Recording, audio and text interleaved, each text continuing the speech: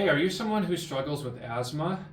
Asthma is very troublesome to especially young kids who are interested in playing basketball, football, maybe gymnastics, or maybe as you've gotten older, you've been accustomed to being more troublesome when you're out maybe mowing your lawn or just walking up the stairs. There's a few tips that we have when it comes to asthma. Number one would be a dietary tip for you guys. And a lot of research has came out recently that talks about the importance of vitamin D. Most of us know that vitamin D comes from the sun, but unfortunately, 3/4 of the year, we're not exposed to enough direct sunlight. So there's always a need to supplement with vitamin D. Vitamin D has been shown to improve overall lung function. And when it comes to vitamin D, there's old regulations that are still put on the labels that you should probably look out for. So the old regulations would say that if you read your vitamin D label, it would say 600 IUs would equal 100% of the daily recommended source for vitamin D.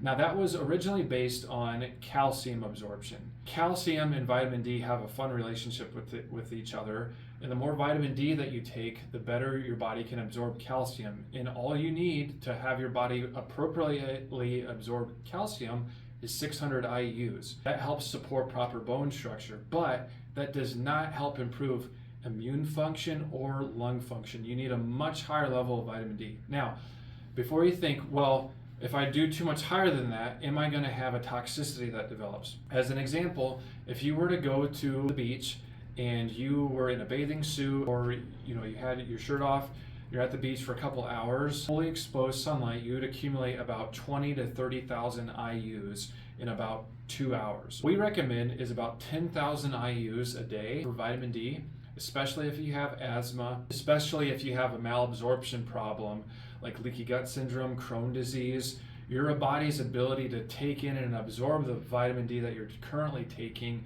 you're probably not even absorbing what it's actually saying in there. So we would recommend shooting around the 10,000 mark. That's usually the highest that you'll find in a single serving, which has been shown to help support your lungs. If you're someone also who has experienced asthma, another thing that you want to think about is your spinal health. Most people, when it comes to asthma, they completely neglect the function of their spine. Here's a simple exercise that you guys can do at home. Stick your head out in front of your body as far as you can. When your head's stuck out, take a huge deep breath in and expel all the air. Now bring your head back and do the same thing. Which was easier?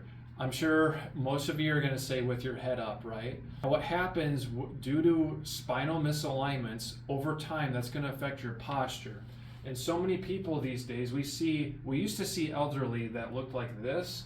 Now we're starting to see kids, in their adolescent years before even puberty happens, due to a lot of cell phones that look like this, right? That puts a mechanical compression on your heart and lungs, which makes it harder to breathe. We recommend, if you're someone who has asthma or breathing issues and you've never had your spine checked, spinal misalignments in the spine could be the underlying cause of why it's so hard to breathe.